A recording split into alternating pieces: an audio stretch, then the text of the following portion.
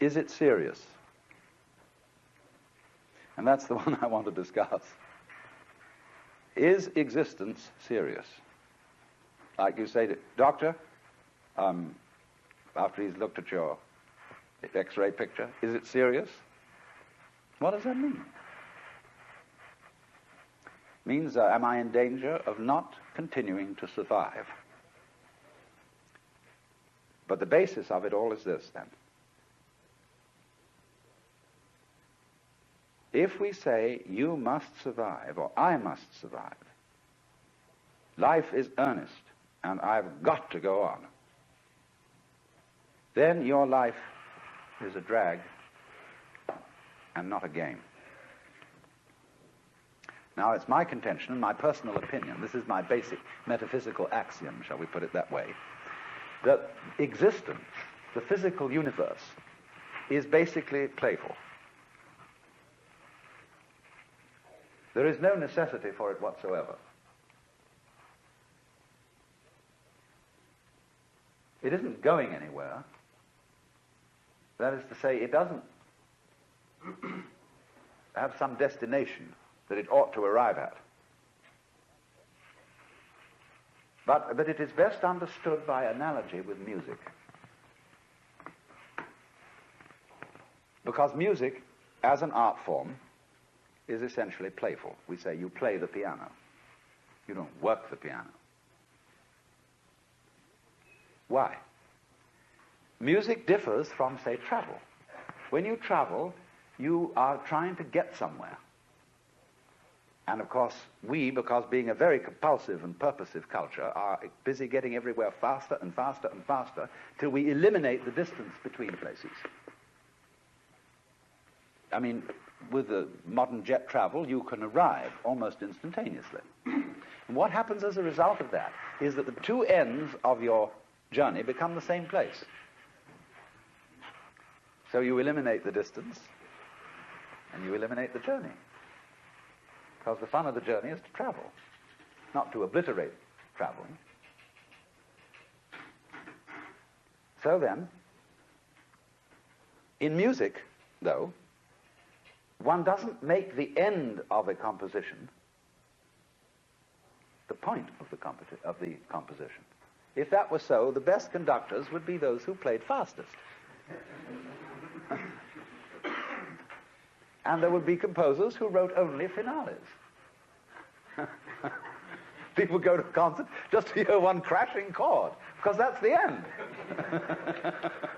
Same way in dancing. You don't aim at a particular spot in the room. That's where you should arrive. The whole point of the dancing is the dance. Now, but we don't see that as something brought by our education into our everyday conduct. We've got a system of schooling which gives a completely different impression. It's all graded. And what we do is we put the child into the corridor of this grade system with a kind of, come on, kitty, kitty, kitty. And yeah, you go to kindergarten, you know, and that's a great thing because when you finish that, you'll get into first grade. And then, come on, first grade leads to second grade, and so on, and then you get out of grade school, you've got high school, and it's revving up, the thing is coming. Then you're going to go to college, and by Jove, then you get into graduate school, and when you're through with graduate school, you go out to join the world. And then you get into some racket where you're selling insurance, and they've got that quota to make, and you're going to make that. And all the time, this thing is coming. It's coming, that great thing, the success you're working for. Then when you wake up one day about 40 years old, you say, my God, I've arrived. I'm there. And you don't feel very different from what you always felt. And there's a slight letdown because you feel there's a hoax. And there was a hoax, a dreadful hoax. They made you miss everything by expectation. Look at the people who live to retire and put those savings away. And then when they're 65, they don't have any energy left, they're more or less impotent, and they go and rot in an old people's senior citizens community. Because we've simply cheated ourselves the whole way down the line.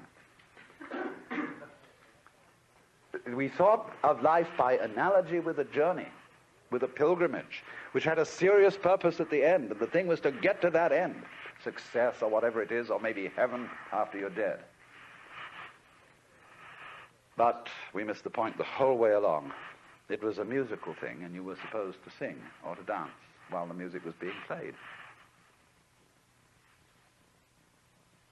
But you had to do that thing. You didn't let it happen. And so, in this way, the human being sometimes becomes an organism for self-frustration. Let's take Korzybski called man a time binder. That means that he's the animal peculiarly aware of the time sequence. And as a result of this, is able to do some very remarkable things. He can predict. He studies what's happened in the past, and he says the chances are so-and-so of that happening again. And so he predicts. Well, this is very useful to be able to predict, because that has survival value. But at the same time, it creates anxiety. You pay for this increased survival ability involved in prediction by knowing that in the end you won't succeed. You're all going to fall apart by one way or another. It might happen tomorrow, it might happen 50 years from now. But it all comes apart in the end. And people get worried about that. They get anxious. So what they gained on the roundabout, they lost on the swings.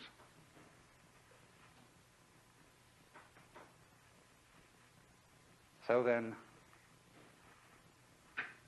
if you see, on the other hand, that existence, this is, as I said, my basic metaphysical assumption, which I won't conceal from you, that existence is musical in nature.